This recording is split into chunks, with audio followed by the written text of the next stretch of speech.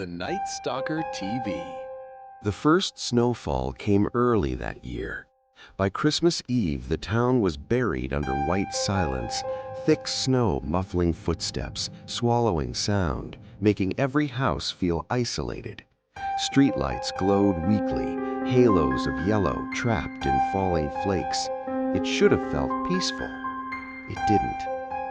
Daniel moved back to his childhood home 3 weeks before Christmas after his mother's funeral.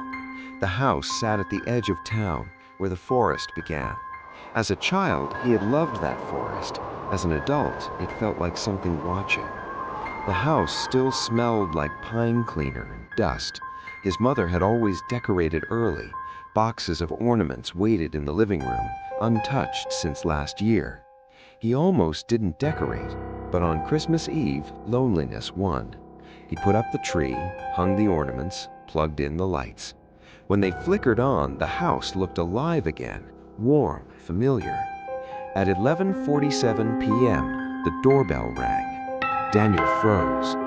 Nobody visited that late, not in this weather. He checked the window. The porch was empty.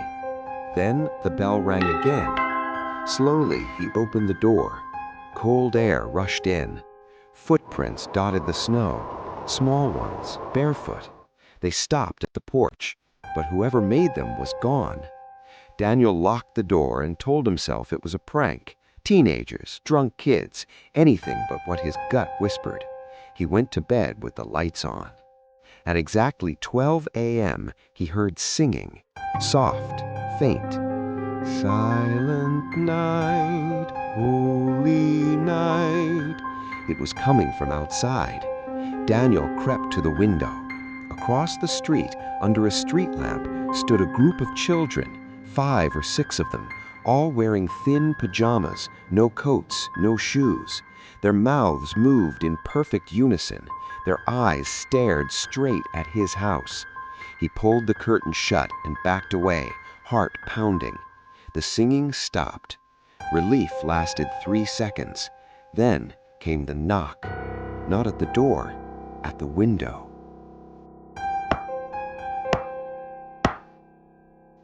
Daniel ran to the hallway phone. No signal. His cell phone showed no service. The power cut out. The house went black. In the darkness, he heard footsteps upstairs. Slow, careful, like someone trying not to be noticed.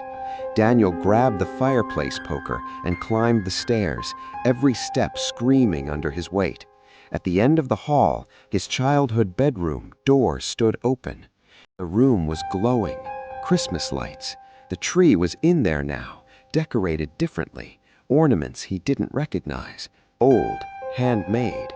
And beneath the tree, a child, a little boy, maybe 6 years old, sitting cross-legged, smiling. "You're late," the boy said. Daniel couldn't breathe. "Who are you?" The boy tilted his head. "You forgot us."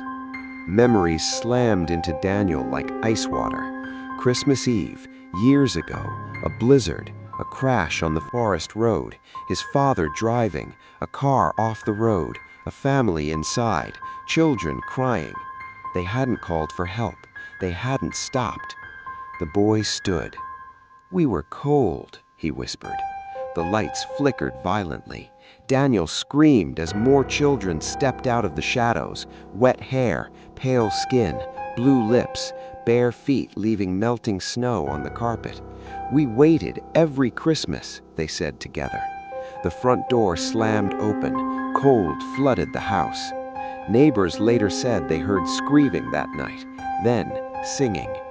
Police found the house the next morning. The tree still glowed. The ornaments were covered in frost. Daniel was gone. Outside, in the fresh snow, small barefoot footprints led away from the house and disappeared into the forest.